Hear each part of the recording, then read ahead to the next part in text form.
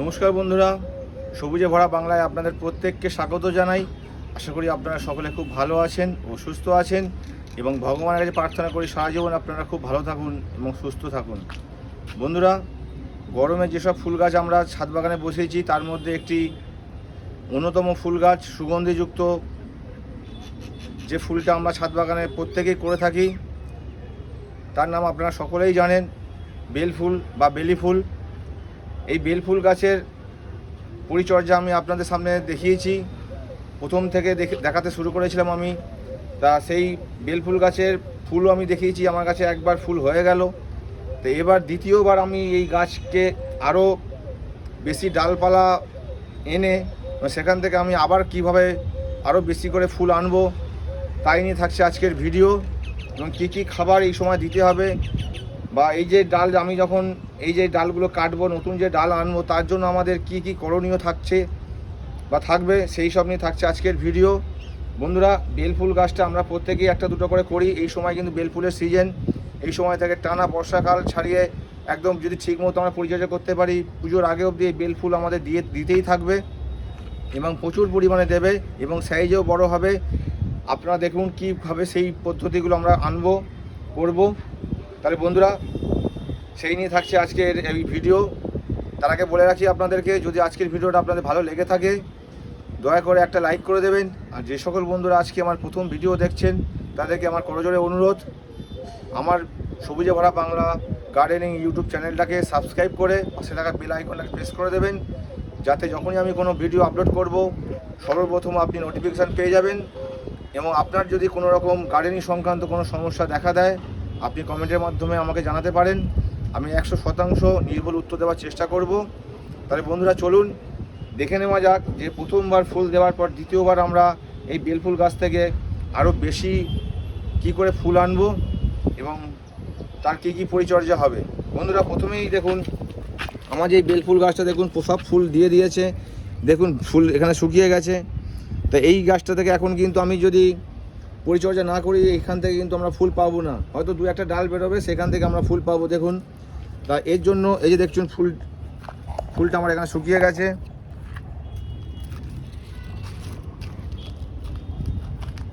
দেখছেন বন্ধুরা, প্রতিটা ডাল থেকে কিন্তু ফুল হয়ে শুকিয়ে গেছে। তাই একে আমাকে এখনই পরিচর্যা করতে হবে দ্বিতীয়বারের জন্য। দেখুন ডাল শুকিয়ে রয়েছে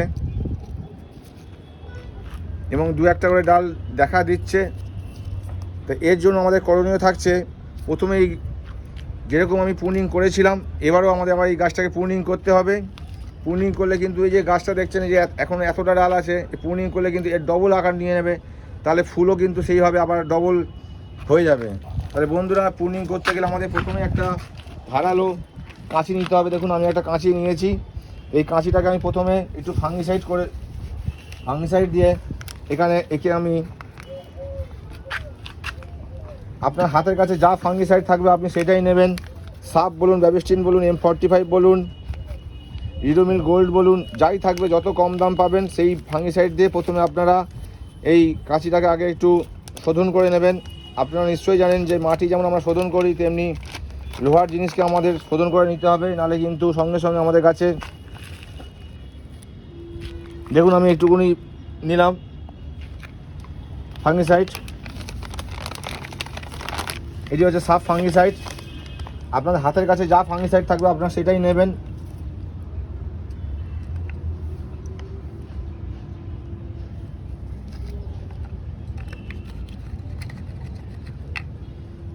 দেখুন বন্ধুরা, নিয়ে আমি আগে কাঁচিটাকে আমি আগে ভালো করে জীবাণুমুক্ত করে নিচ্ছি।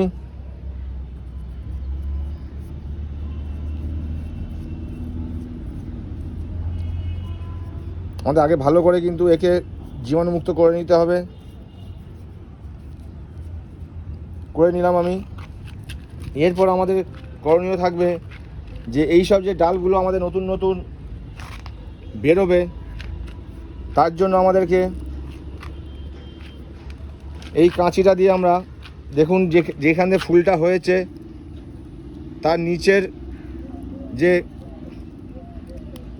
ডালটা থাকবে সেই ডালে আগে অবধি আমরা কেটে দেবো। এই গাঁটের আগে থেকে আমরা কাটবো।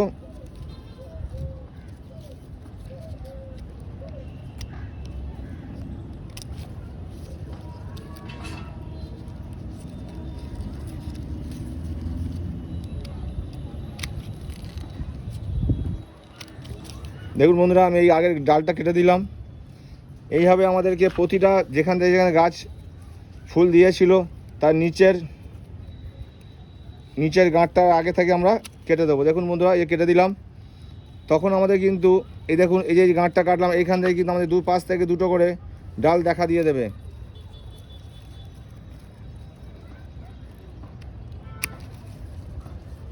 দেখুন বন্ধুরা, এইভাবে কিন্তু প্রতিটা ডালকেই আমাদের একদম কেটে দিতে হবে। তাহলে কিন্তু আবার এখান থেকে কিন্তু আমরা নতুন আবার ডাল পাবো, এবং সেই ডাল থেকে কিন্তু অজস্র পরিমাণে আমরা কুড়ি পেয়ে যাবো। দেখছেন বন্ধুরা, আমি যেই ডালটা ফুল দিয়ে, দেখুন এই একটা ডালে ফুল দিয়েছিল, আমি কিন্তু এর নিচের যে গাঁটটা রয়েছে সেই গাঁটের আগে থেকে আমি এটাকে কেটে ফেলে দিচ্ছি।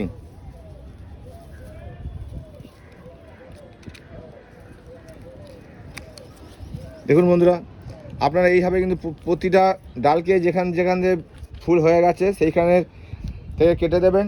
দেওয়ার পর কিন্তু আরেকটা করণীয় থাকবে আমাদের বন্ধুরা, যে আমরা কিন্তু যেখানে আমরা এই ডালগুলো কাটছি সেই ডালটায় কিন্তু আমরা আমাদের যে ফাঙ্গিসাইডটা আমরা এইমাত্র নিলাম সেই ফাঙ্গিসাইডটা কিন্তু লাগিয়ে দেবো। দেখুন বন্ধুরা, আমি এই ডালটা কেটেছিলাম, এই ফাঙ্গিসাইড দিয়ে আমি এই ডালটাকে আমি লাগিয়ে দিলাম। কারণ কাঁচিটাকে আমি যতই ফাঙ্গিসাইড দিয়ে শোধন করে নিই না কেন, যখনই এই ডালটার মধ্যে এই লোহাটা পড়লো তখনই কিন্তু জামটা ধরে নিতে পারে। তাই আমাদের কিন্তু একে যেই ডালগুলো থেকে আমরা কাটবো ফাঙ্গিসাইড পাউডার দিয়ে আমরা সেই ডালটাকে শোধন করে। বন্ধুরা দেখুন, এই যে ফাঙ্গিসাইডটা নিয়েছি আমি, এই সাব ফাঙ্গিসাইড নিয়েছি, এটাকে আমরা এইভাবে যেইখান থেকে আমরা গাছগুলো কাটবো, এই দেখুন এইখানটা আমি লাগিয়ে দেবো। দেখুন লাগিয়ে দিয়েছি আমি এর আগে, এখানটায় আমি ভালো করে ফাঙ্গিসাইডটা দিয়ে দেবো। প্রতিটা ডালে এইভাবে যেরকম দিয়েছি এইভাবে দিয়ে দেবেন আপনারা, তাহলে কিন্তু জীবাণুমুক্ত গাছ আমার হয়ে যাবে। প্রতিটা ডালে আমি প্রতিটা ডাল কাটলাম না, এখন যে কটা কাটলাম আমি সেই কটা দেখিয়ে দিলাম আপনাদেরকে। বন্ধুরা, এরপর আপনারা এই গাছকে ফাঙ্গিসাইডটা দেওয়ার পর কালকে আপনারা একটা ভালো মাইক্রোনিউট্রিয়েন্ট দিয়ে দেবেন গাছে। কারণ ফাঙ্গিসাইডটা গাছে দেওয়ার পর কিন্তু গাছের যে গ্রোথটা থাকে, আমাদের যে হারে গাছটা বৃদ্ধির দিকে এগোয়, আমাদের গাছের বৃদ্ধিটাকে কিন্তু আমাদের থমকে দেয়। তাই বন্ধুরা, কালকে কিন্তু আপনারা যদি পারেন একটা মাইক্রোনিউট্রিয়েন্ট দিয়ে দেবেন, না পারলেও কোনো ব্যাপার নয়। তারপর এই গাছের খাবার হচ্ছে আপনারা এখন পাতলা করে সর্ষের খোলের জল দেবেন। কারণ এই গাছে এখন আমাদের দরকার প্রচুর নাইট্রোজেন। নাইট্রোজেন গাছে থাকলে কিন্তু প্রচুর ডালপালা বেশি করে হবে, এবং যত ডালপালা বেশি করে হবে তত কিন্তু আমাদের গাছে কড়ি আসবে, এবং কড়ি আসলেও সেখান থেকে ফুল হবে। তাই আপনারা সর্ষের খোল নিয়ে নেবেন 100 গ্রাম মতো। 100 গ্রাম সর্ষের খোলটাকে আপনারা 1 লিটার জলের মধ্যে ভিজিয়ে রাখবেন। যেদিনকে ভেজাবেন ঠিক সেই দিন থেকে আপনারা টোটাল 4 দিন ধরবেন, 5 দিনের দিন আপনারা গাছে দিয়ে দেবেন। এবং একটা মাটির পাত্রের মধ্যে বা প্লাস্টিকের যে কোনো পাত্রে আপনারা রাখবেন, মাটির পাত্র পেলে সবচেয়ে বেশি ভালো হয়। আর সেই পাত্রের মুখটা ঢেকে রেখে দেবেন, এবং প্রতিদিন আপনারা একবার করে সোজা এবং উল্টো একবার করে গুলিয়ে দেবেন জলটাকে, দিয়ে প্রতিদিন একবার করে গোলাবেন। এবং 5 দিনের দিন আপনারা সেই যে 1 লিটার যে সর্ষে খোলের জলটা, তার সঙ্গে আপনারা 5 লিটার বা পারলে 6 লিটার জল মিলিয়ে সেই তরল পাতলা যে জলটা হবে সেই জলটা আপনারা প্রতিদিন সেই দিনকে আপনারা 5 দিনের দিন এই গাছের গোড়ায় আপনারা দিয়ে দেবেন, পাতলা করে দিয়ে দেবেন। আপনাদের যতগুলো গাছ থাকবে আপনারা সেইভাবে আন্দাজ করে নিয়ে আপনারা দিয়ে দেবেন। আর সেরকম কিছু আমাদের এখন আর এর পরিচর্যা নেই, এতে বেশি পরিচর্যার প্রয়োজন পড়ে না, শুধু সর্ষে খোল আপনারা দেবেন। আর বন্ধুরা, আর পোকার জন্য কিন্তু আপনারা যখনই দেখবেন আস্তে আস্তে কচি কচি পাতা দেখা দেবে, আমার এখানে 2-1টা দেখা দিয়েছে। দেখুন বন্ধুরা, ছোট ছোট, এটা আমি কাটিনি তা সত্ত্বেও কিন্তু দেখুন এখানে একটা ডাল দিয়েছে। আমি যদি এটা কেটে দিই তাহলে কিন্তু আমরা এই গোড়া থেকে আমরা 2খানা ডাল দেবে, তাই এই ডালটা আমি কেটে দেবো। আর যখনই দেখবেন ছোট ছোট পাতা আবার বেরোচ্ছে তখনই কিন্তু আপনারা একটু মাকড়নাশক ওষুধ মেরে দেবেন। নিম তেল থাকলে নিম তেল দিয়ে দেবেন, বা যদি কাকা থাকে কাকাও দিয়ে দিতে পারেন। যদি ঠান্ডা জল পান ঠান্ডা জলের সঙ্গে মিলিয়ে দেবেন, খুব ভালো হয়, ভালো কাজ দেয়। আপনারা 1 লিটার জলের সঙ্গে 1.5 থেকে 2 ml কাকা ওষুধটা নিয়ে নেবেন, নিয়ে আপনারা ভালো করে ভোরবেলার দিকে সূর্য ওঠার আগে যদি দিতে পারেন ভালো হয়, 6টার মধ্যে। আর যদি না পারেন তাহলে বিকেলে সূর্য যাওয়ার পর সন্ধ্যের দিকে আপনারা ভালো করে একদম পাতার নিচে থেকে মারবেন আপনারা, মেরে পুরো গাছটাকে ভালো করে ভিজিয়ে দেবেন। তাহলে কিন্তু আর আমাদের এই গাছে কিন্তু মাকড়টা লাগবে না, তাহলে কিন্তু গাছ পাতা সুস্থ থাকবে, সবল থাকবে এবং প্রচুর পরিমাণে এতে কুড়ি আসবে এবং সেখান থেকে আমরা বেশি ফুল পাবো। বন্ধুরা, এইটুকু যত্ন করলে কিন্তু আমাদের বেল ফুল গাছ কিন্তু সকলের থেকে আলাদা হবে। আমি নিশ্চিতভাবে বলছি, আমি একদম 100% যেভাবে আমি নিজে করছি আমিও সেইভাবে আপনাদেরকে দেখাচ্ছি। আপনারা এইভাবে করুন, বেলফুল গাছ খুব সুন্দর হবে, প্রচুর ডাল হবে এবং তাতে প্রচুর পরিমাণে সেই ডাল থেকে ফুল আসবে এবং আকারও কিন্তু খুব বড় বড় হবে। এবং আমাদের ছাদ কিন্তু এই গরমের মধ্যে সুগন্ধি গন্ধে কিন্তু ভরে উঠবে। এই গরমে কিন্তু এমনি আমাদের গাছের সংখ্যা আস্তে আস্তে কমে যাচ্ছে চারিদিকে, তাই আমরা ভর্তি হয়ে আজ থেকে যে আমরা সবাই এই গরমের মধ্যে প্রত্যেকে আমাদের ছাদ বাগানে 2-4টে করে গাছ করব, তাহলে কিন্তু পৃথিবীর যে ভারসাম্যটা নষ্ট হচ্ছে সেখান থেকে কিছুটা আমরা রক্ষা পাবো। তাহলে বন্ধুরা, এরপর পরপর ভিডিও আসছে। জিনিয়ার ভিডিও আমি আপনাদের দেখিয়েছিলাম, এরপর আসবে নয়নতারার ভিডিও, তারপর থাকে সূর্যমুখীর ভিডিও। সবশেষে বলি, এরপর আসতে চলেছে আমাদের সেই শীতকালীন যে ফুল গাছ আমাদের শীতের রানী সূর্যমুখী, মাফ করবেন, এই পম্পন চন্দ্রমল্লিকা, তারও কিন্তু সময় হয়ে আসছে, অনেকে বসিয়ে দিয়েছে। আমি কিন্তু 15 তারিখ এই পম্পন চন্দ্রমল্লিকা গাছ কীভাবে কাটিং করতে হয় তার ভিডিও আনবো এবং ঠিক তার 15 দিন পর 1 মে আমি প্রথম চারা বসাবো।